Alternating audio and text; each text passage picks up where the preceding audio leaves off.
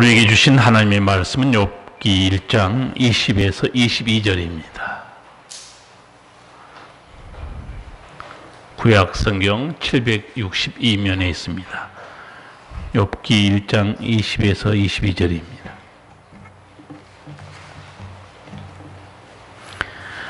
욥이 일어나 겉옷을 찢고 머리털을 밀고 땅에 엎드려 경배하며 가로되 내가 모태에서 적신이 나와 싸운즉 또한 적신이 그리로 돌아가올지라.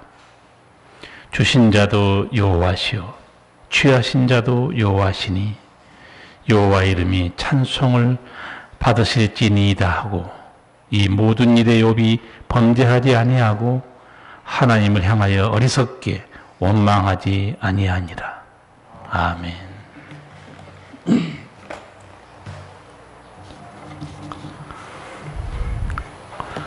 인생은 나그네 길입니다. 믿는 자는 나그네 길을 가지만 천국을 향한 순례자로 살아갑니다. 그러나 하나님이 없는 자들의 나그네 길은 번향 없이 떠돌다가 정처 없이 인생을 끝냅니다. 순례자든 방랑자든 가는 길은 다 험합니다. 야곱의 인생도 그렇습니다.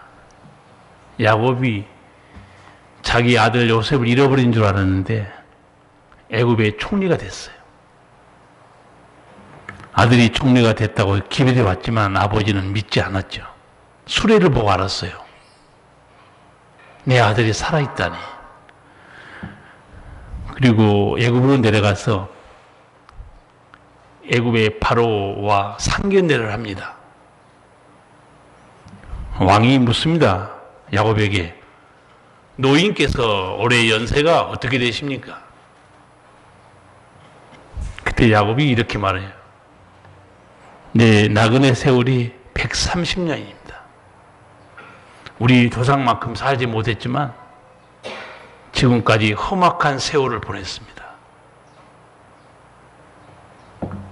저는 이 말씀이 처음 예수 믿으면서 이해를 못했어요. 하나님 믿는 사람은 잘 돼야 하는가? 하나님 믿는 사람은 잘 돼야지 왜 험악한 세월을 보내지? 인생 살아보면 압니다. 인생길에는 언덕길이 있는가 하면 진흙탕 길도 있습니다. 그리고 더 힘든 가시밭길도 있습니다. 그런가 하면 평탄한 길도 있고 행복한 꽃길도 있습니다. 성도 여러분들이 지나온 길은 어땠습니까? 그리고 지금 걷는 길은 어떤 길입니까? 가시밭길이든 꽃길이든 성경은 인생은 두 가지 길밖에 없다고 말합니다. 하나는 생명의 길이에요. 다른 하나는 사망의 길입니다. 예레미야 21장 8절 말씀입니다. 여호와께서 가라사대 너는 또 이 백성에게 여호와께서 이같이 말씀하신다 하라. 보라 내가 너희 앞에 생명길과 사망의 길을 두었노니. 꽃길은 행복한 길이에요. 가시밭길은 고통의 길입니다. 그러나 가시밭길이냐 꽃길이냐보다 더 중요한 게 있어요. 그게 생명길이냐 아니면 그게 사망의 길이냐. 그것이 문제입니다. 가시밭길, 진흙탕길을 가도 하나님과 동행하는 그런 인생길이 있어요. 그런 행복한 꽃길을 가도 멸망에 이르는 길도 있습니다. 인생의 길을 걷다 보면 여러분도 아마 진흙탕길에 빠졌을 때 있을 거예요. 길은 고사하고 아예 길이 없을 때도 있었을 겁니다. 하나님 안에 있으면 인도하는 자가 하나님이세요. 하나님을 잃어버리면 길도 잃어버립니다. 오늘 말씀 욥기 1장 전체를 읽어야 되는데 제가 마지막 부분만 봤습니다. 서두를 보시면 욥이 정말 행복한 꽃길을 걷는 걸 볼 수 있어요. 제가 1절에서 3절까지 읽겠습니다. 우스 땅에 욥이라 이름하는 사람이 있었는데 그 사람은 순전하고 정직하여 하나님을 경외하며 악에서 떠난 자더라.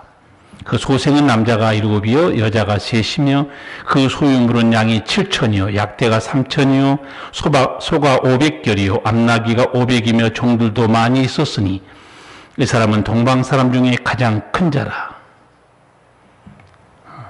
얼마나 욥이 꽃길을 걷고 있습니까? 행복한 인생이에요. 자녀가 10명이에요.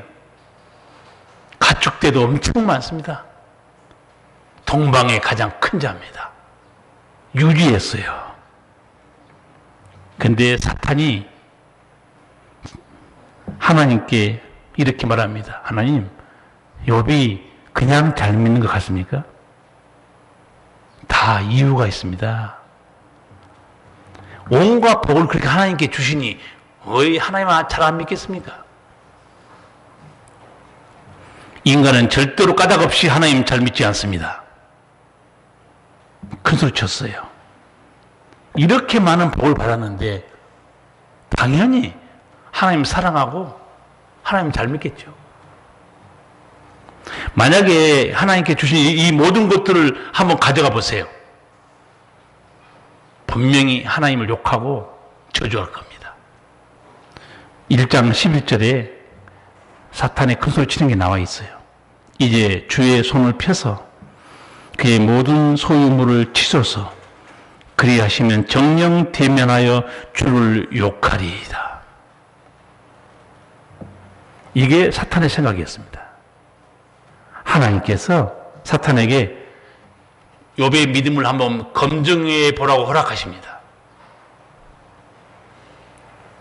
그래서 사탄은 한순간에 하나님께 주셨던 자녀, 10자녀, 재물, 건강 다 뺏어가 버립니다.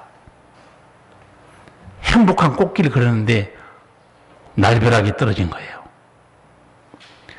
내 인생에 은총을 베푸셨던 하나님은 보이지도 않습니다. 재앙만이 자기 인생길에 덮친 거예요. 진흙탕길로 빠졌습니다. 저는 욥이 받은 충격을 이렇게 생각합니다. 사람이요, 잘못 살면 무슨 일을 당할 때 나 이럴 줄 알았지. 그리고 인정합니다. 내가 이렇게 살면 이거 한번 당하지? 근데 욥은 그렇게 안 살았어요, 지금. 그래서 충격이 더 클 수 있어요. 정말 욥이 하나님을 경외하고 정직하게 잘 살았는데 이게 뭐지? 해석이 안 되는 거예요. 욥은 지금 모르고 있습니다. 이 사건을 알고 있는 분은 하나님과 천사들과 사탄밖에 몰라요. 땅에서 벌어지는 일은 위에서, 하늘 위에서 다 결정되고 있습니다. 사탄은 욥이 모든 걸 잃어버리면 하나님을 욕할 것이라고 생각했어요. 다 거둬갔습니다. 이제 사탄도 하나님도 욥의 입만 쳐다보고 있습니다. 모든 것을 잃어버린 이 멘붕된 상태에서 욥이 뭐라고 말할까? 긴장된 순간이에요.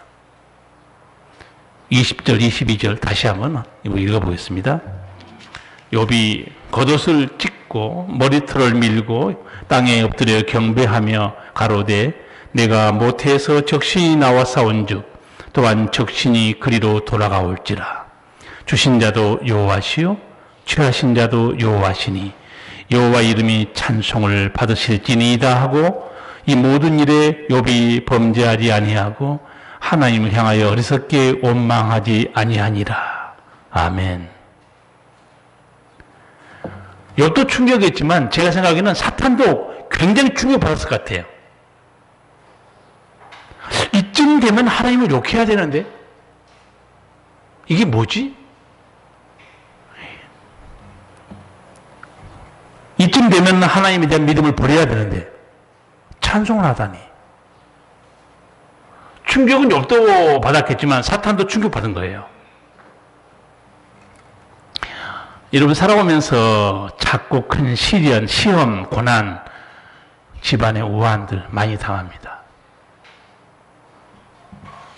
그리고 시험거리에 넘어진 사람도 있고 원망한 사람도 있어요.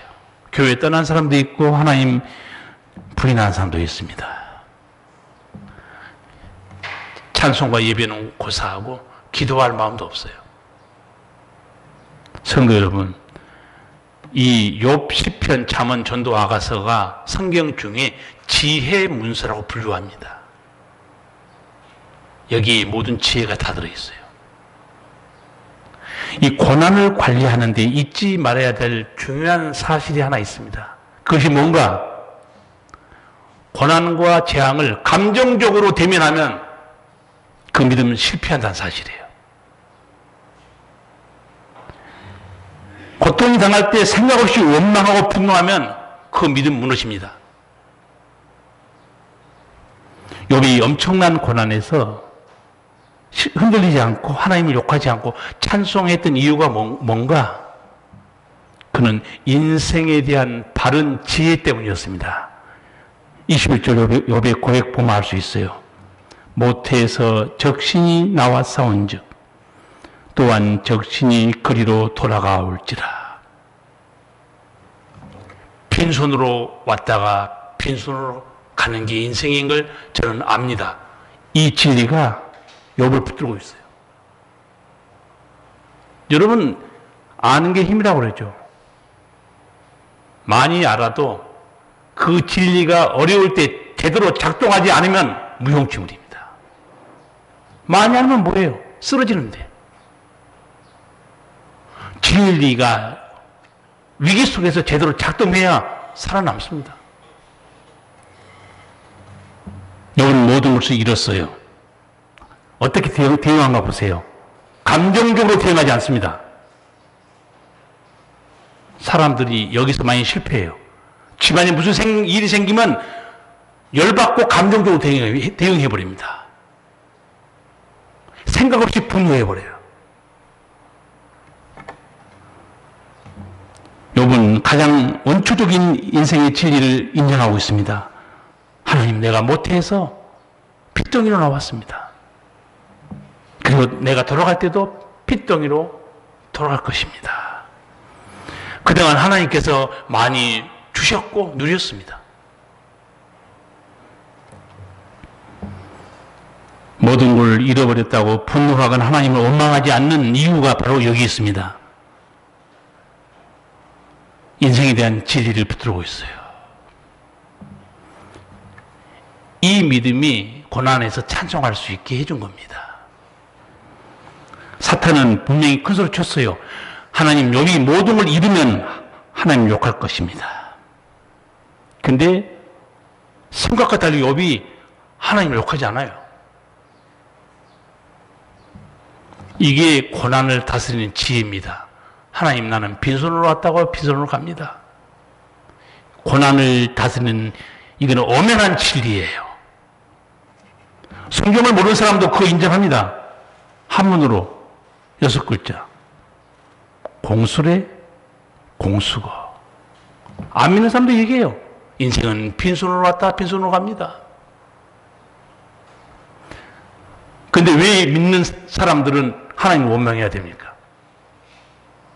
안 믿는 사람도 인정하는 진리인데. 지혜자인 솔로몬 전도서 5장 15절에서 같은 말씀합니다. 어머니 태에서 맨몸으로 나와서 돌아갈 때도 맨몸으로 간다. 수구에서 얻은 것은 하나도 가져가지 못한다. 욕과 같은 말이에요. 그렇습니다. 빈손으로 왔다가 빈손으로 갑니다. 이 진리가 제대로 작동해야 모든 것을 잃어버릴 때도 넘어지지 않습니다. 이 말을 모르는 성도가 어디 있습니까?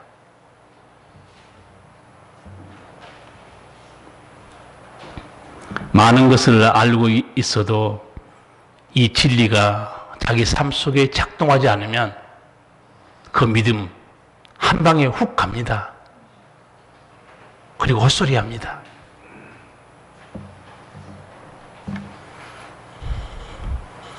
냉정하게 생각해 봅시다. 우리 모두 아무것도 이 세상에 가져온 게 없어요.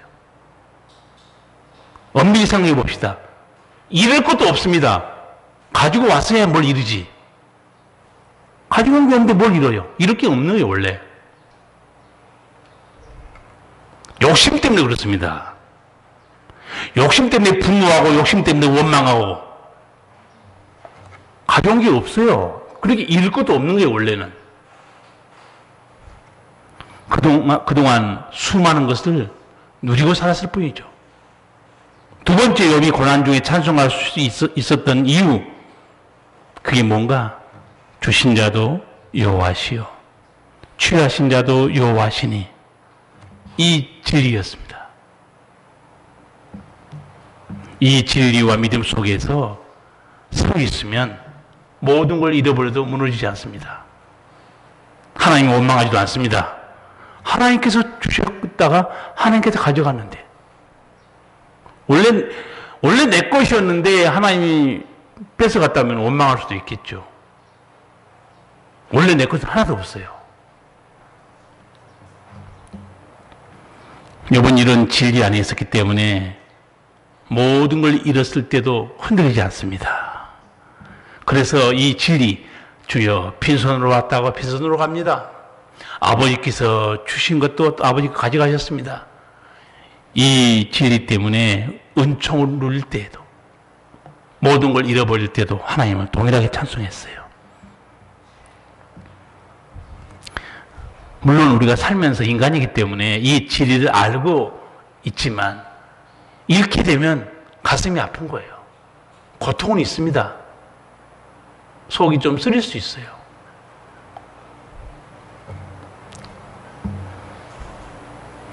사는 동안 믿음의 사람들도 이 모양 저 모양으로 욥과 같은 상실, 고통당합니다. 건강을 잃어버리기도 하고 가족도 잃어버립니다. 재산도 잃어버립니다. 다 믿든 안 믿든 고통들이에요. 아픔 속에서 헤어나온 게 쉬운 게 아닙니다. 이럴 때 우리가 자꾸 실수한 게 있어요. 진리보다 감정이 앞섭니다. 진리가 앞서야 돼요. 하나님의 섭리보다 인간의 고통이 앞서는 거예요. 하나님의 뜻보다는 내 주장이 강합니다. 그러니 더욱 어렵게 되는 거예요. 길이 안 보이는 거죠. 욥은 이걸 뭐라고 말하는가? 어리석은 행동, 이렇게 말합니다. 시간이 지나잖아요. 못 살 것 같은데 삽니다. 감정도 고통도 사라져요. 그리고 하나님께서 우리를 이 말씀으로 다시 한번 속삭입니다. 내가 못해서 적신이 나와 싸운 즉 또한 적신이 그리로 돌아가올지라. 주신 자도 여호와시요 취하신 자도 여호와시니 여호와 이름이 찬송을 받으실지니이다. 이렇게 성령께서 다시 속삭이잖아요. 다시 힘을 얻습니다. 맞습니다, 주님. 그래서 여러분에게 제가 말씀드린 거예요. 고난과 아픔을 당할 때 감정적으로 대응하지 말라는 거예요. 생각 없이 분노하고 원망하지 말라는 거예요. 여러분, 고난 중에 찬송한다는 거, 하나님 없이는 설명이 불가능합니다. 아셔야 돼요. 고난 중에 믿음을 지킨다는 거, 하나님 말씀 없이는 설명이 안 됩니다. 예수 믿는 사람에게는 세상이 알지 못한 믿음의 신비가 있습니다. 그 신비가 없는 성도 세상 못 이겨요. 믿음에는 신비가 있습니다. 보이지 않는 하나님의 역사, 이 모든 걸 뛰어넘는 하나님의 손길,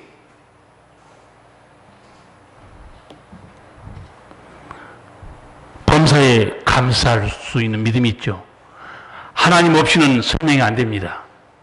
한번 들어보세요. 세상 사람들에게. 저렇게 먹고 살기 힘들고 어려운데 뭐 댐시 찬송을 해? 미쳤나 봐. 그렇죠. 미친 겁니다. 성령 안에서 미친 거죠. 세상 사람이 볼 수 없는 새로운 세계를 보고 있기 때문에 그렇습니다. 그래서 우리가 믿지 않는 사람과 다른 것은 보는 대로 절망하지 않습니다. 들리는 대로 낙심하지 않아요. 왜? 새로운 세계를 보고 있기 때문에. 그 세계를 못 보고 신앙생활을 아무리 오래 해보세요. 보이는 대로 절망하고 들리는 대로 낙심해버립니다. 물론 너무 쓰러져 있으면 하나님의 위로가 있겠죠. 다시 깨닫게 해주겠죠.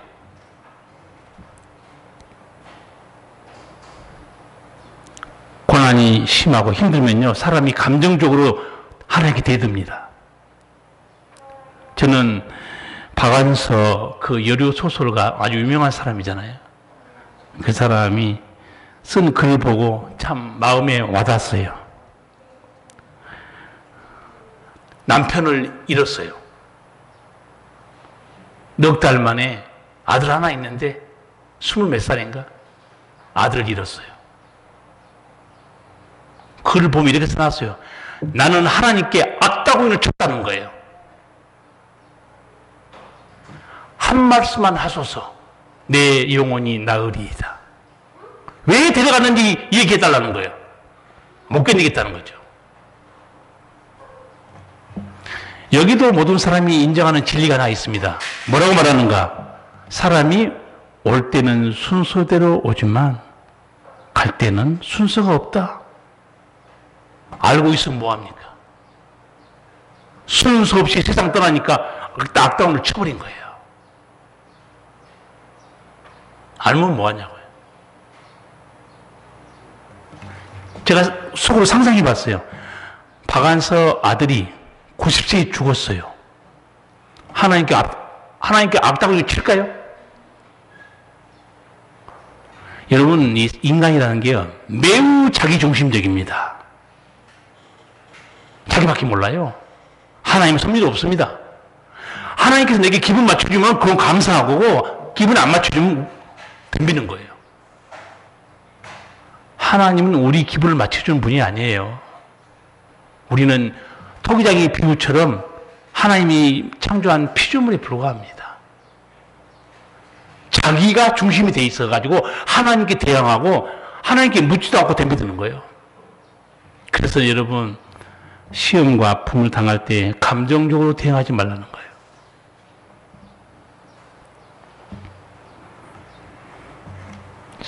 여러분 기억하시기 바랍니다.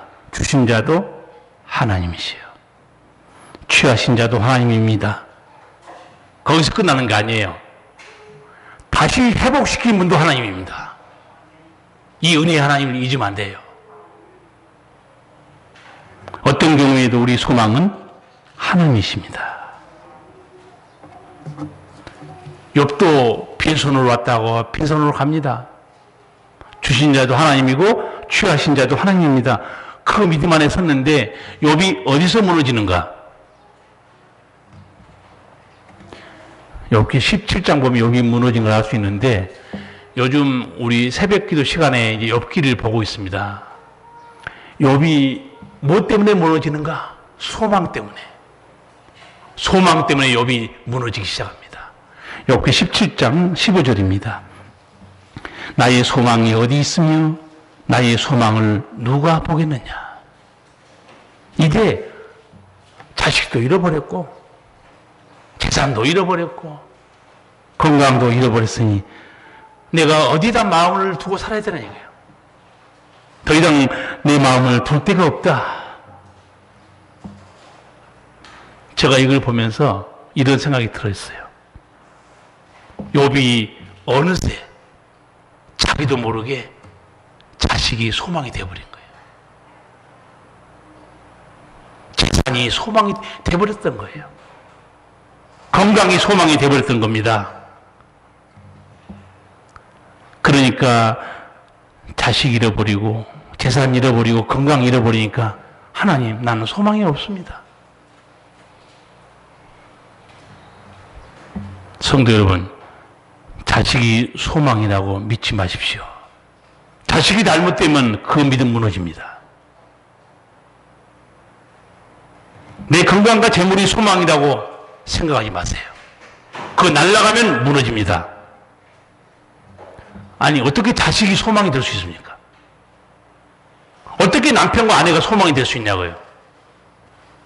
다 떠나가요. 성경에서 말한 소망, 제가 몇 번 설명했습니다. 성경에서 말한 소망은요, 바라고 의지하는 것, 그 정도가 아니에요. 성경에서 말한 소망이라는 말은요, 밧줄이라는 뜻이 있습니다. 밧줄. 밧줄이 뭡니까? 내가 붙들고 있는 거예요. 내가 붙들고 있는 게 소망이고 그게 밧줄입니다. 그런데 자식이 영원히 붙들 수 있는 밧줄이에요? 남편이 밧줄입니까? 아내가 밧줄입니까? 돈이 밧줄입니까? 그런 밧줄은 시간이 지나가면 다 끊어집니다. 사라져요. 믿음이 좋은 욥이 왜 더 이상 하나님 나는 살 소망 없습니다. 소망이라고 의지했던 자식을 잃었기 때문에 그런 거예요. 어느새 하나님이 소망이었는데 자식이 소망이 된 거예요. 특히 우리 한국 사람들 지금 많이 달라졌지만 아주 자식이라면 벌벌 떱니다. 자식은 소망이 아니고 하나님이 주신 선물이에요. 돈, 재산, 소망이 아니고 하나님이 준 선물입니다. 여러분, 한번 점검해 보세요. 어느새 나도 모르게, 야, 내 남편이, 내 아내가, 내 자식이, 내 돈이, 내 건강이 내 소망이 된 건가? 살펴봐야 돼요. 하나님은 살아계십니다. 욥은 모든 걸 잃어버리니까 잃어버린 걸 쳐다보다가 쓰러진 거예요. 살아계신 하나님을 쳐다봐야 되는데. 성도 여러분, 우리가 영원히 붙들어야 할 밧줄은 살아계신 하나님뿐이에요. 그 썩은 밧줄, 돈이고 건강이고 그 너무 거기 쓸데없는 밧줄 때문에 열받고 쓰러지지 마십시오. 그건 정말 저속한 신앙입니다. 하나님은 영원히 끊어지지 않는 밧줄이에요. 다윗은 평생 동안 이 영원한 소망이신 하나님만 붙들고 살았어요. 시편 146편 보면 그 다윗이 이렇게 우리에게 공고합니다. 야곱이 하나님으로 자기 도움을 삼으며 여호와 자기 하나님에게 그 소망을 두는 자는 복이 있도다. 하나님께 소망을 두라는 거예요. 사람 의지할 거 아니라는 거예요. 사람 죽으면 그날로 끝장나버린다는 거예요. 이 고난의 한가운데서도 소망이 넘치게 하는 분이 누군가? 사도 바울이 알려줘요. 어떤 상황 가운데서도 소망이 넘치게 하신 분이 바로 성령이라고 알려줍니다.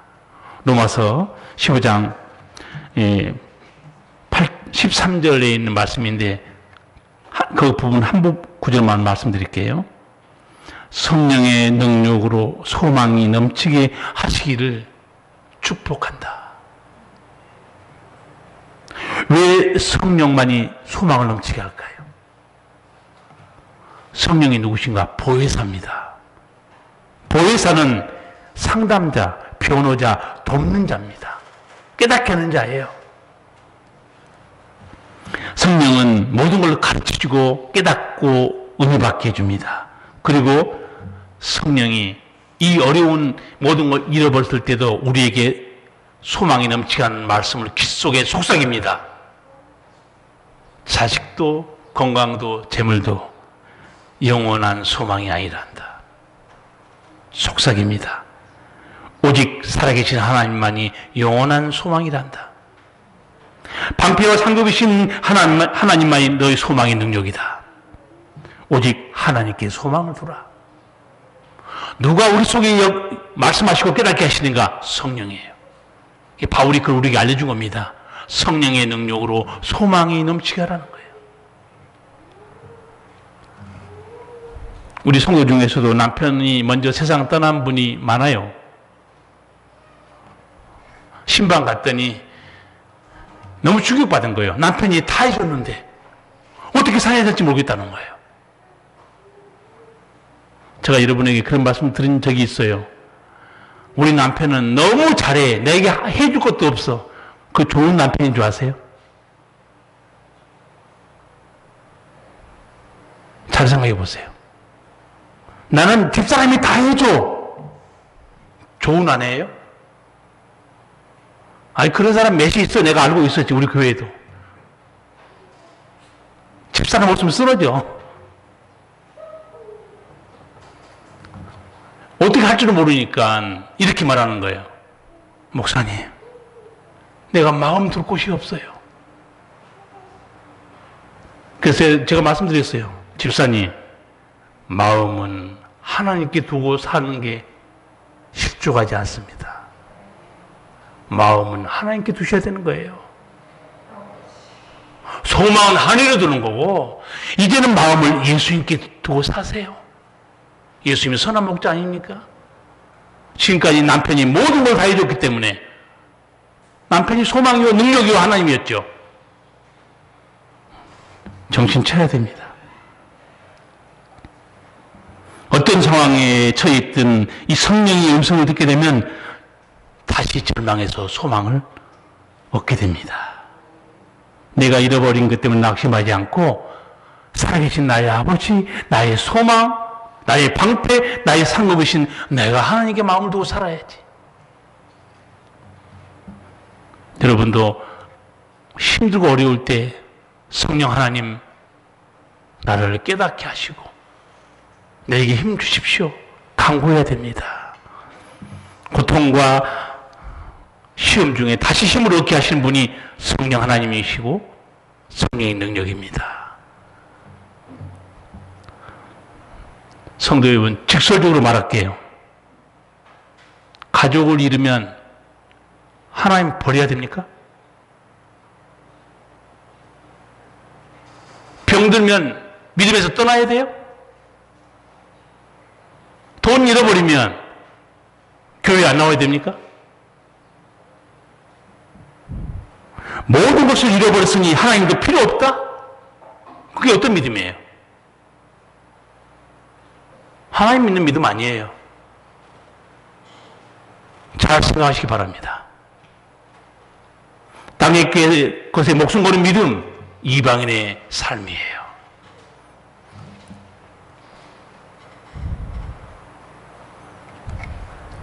그런 사람들이 있어요. 예수님이 있다고 그랬어요. 재산을 잃어버리고 자식 잃어버렸으니까 하나님 믿을 필요 없어. 그런 사람이 있다 하는 그 비유가 시편 비유 중에 나옵니다. 어떤 사람인가? 돌밭에 떨어진 씨앗입니다.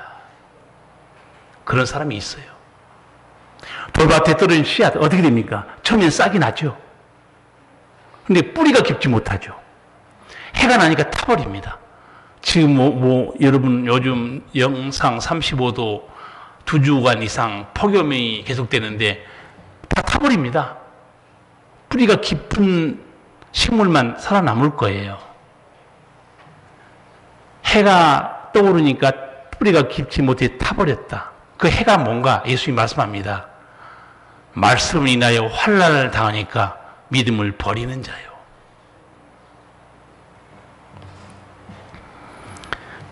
오늘 교동문 우리가 읽었는데 그게 히브리서 11장 내용이에요. 히브리서 11장 여러분 보시면 믿음의 영웅들이 거기 기록되어 있습니다. 모든 걸 잃어버렸어요. 유리방황합니다. 믿음 지켜요. 바보들입니까? 믿음을 지키고 승리한 사람들이 바보들입니까? 당당하게 히브리서 11장 믿음의 영웅들로 기록되어 있어요. 왜 그럴까요? 그들 속에는 살아계신 하나님이 있었어요. 성령의 능력이 있었습니다. 소망을 넘치게 하는 성령의 능력. 왜 우리가 흔들리고 무너지는가? 여러분 스스로 오늘 말씀 속에 분석하면 답이 나옵니다. 유리방황하고 정처 없이 떠돌다가 드디어는 순교하고 바보들 아니에요, 여러분. 믿음의 사람들로 히브리서 11장에 당당히 이름들이 기록되어 있습니다. 그리고 히브리서 12장 가보세요. 어떻게 시작되는가? 우리에게 구름처럼 둘러싼 허다한 증인들이 있다고 그래요. 그 증인들이 누군가? 믿음 지키고 세상 떠난 우리의 믿음의 조상들이 우리를 둘러싸고 있다는 거예요. 누가 둘러싸고 있는가? 아브라함, 요셉, 모세, 다윗. 우리도 수많은 시험과 고통과 아픔 속에서 믿음 지키고 천국에 와 있노라, 힘내라 증인들이 있다는 거예요.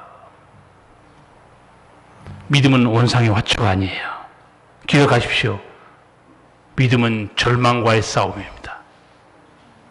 믿음은 시험과의 싸움이에요. 믿음은 사탄이 너 고난 중에 있어서 하나님께 버림받았어, 그 의심하는 속삭임과 싸움이에요. 믿음은 하나님을 전적으로 신뢰하는 겁니다. 하나님께서는 이런 것이 있으면 얻은 것도 있게 하십니다. 그리고 우리를 사랑하신 하나님은 이런 것은 다시 회복시켜줘요. 자, 욥이 모든 것을 잃고 소망 없다고 쓰러졌지요. 그러나 욥은 믿음은 끝까지 나갑니다. 욥의 신앙에 대한 해석이 야고보서 5장 11절에 있습니다. 한 줄로 명확하게 욥의 모든 것을 해석해 놨습니다. 보라, 인내하는 자를 우리가 복되다 하나니 너희가 욥의 인내를 들었고 주께서 주신 결말을 보았거니와 주는 가장 자비하시고 긍휼히 여기는 자신이라. 욥의 인내를 들었지. 끝까지 나갑니다. 그리고 주께서 주신 결말을 보았지. 하나님이 다시 다 회복시켜버립니다. 그래서 여러분에게 중간중간 말씀드린 거예요. 내가 모든 걸 잃었을 때, 환난과 시험을 당했을 때 감정적으로 대응하지 말라는 거예요. 생각 없이 원망하고 분노하지 말라는 겁니다. 말씀으로 승리해야 됩니다. 오늘 말씀을 잘 기억해야 됩니다. 내가 못해서 적신이 나와 싸운즉 또한 적신이 그리로 돌아가올지라. 주신 자도 여호와시요 취하신 자도 여호와시니 여호와 이름이 찬송을 받으실지니이다. 어떤 상황에서 이 진리 안에서 승리하시기를 바랍니다. 기도하겠습니다. 매월 첫 주에 가슴에 손을 얹고 통성으로 기도하는 시간입니다. 우리 1분 동안 하나님 앞에 진리 안에서 믿음으로 승리하는 기도를 드리겠습니다. 살아계신 우리 주님, 허물과 죄로 죽은 우리를 살리셨고 아버지께서 많은 걸 주셔서 누리게 하셨습니다. 때로 우리는 가족을 잃고 건강을 잃고 재물을 잃어버리면 하나님을 욕하고 무너집니다. 주여, 빈손으로 왔다가 빈손으로 가는 것, 주신 자도 하나님이시오 취하신 자도 하나님이신 걸 믿고 성령의 능력으로 소망이 넘치게 하는 그 은혜로 승리하게 도와주시옵소서. 우리 힘으로 감당할 수 없는 많은 일들, 진리가 우리 속에 역사하고 성령의 능력이 함께 하심으로 소망을 잃지 않고 살아계신 하나님께 소망을 두고 믿음으로 승리하는 믿음이 되게 하여 주시기를 바라오며 예수님 이름으로 기도하옵나이다. 아멘.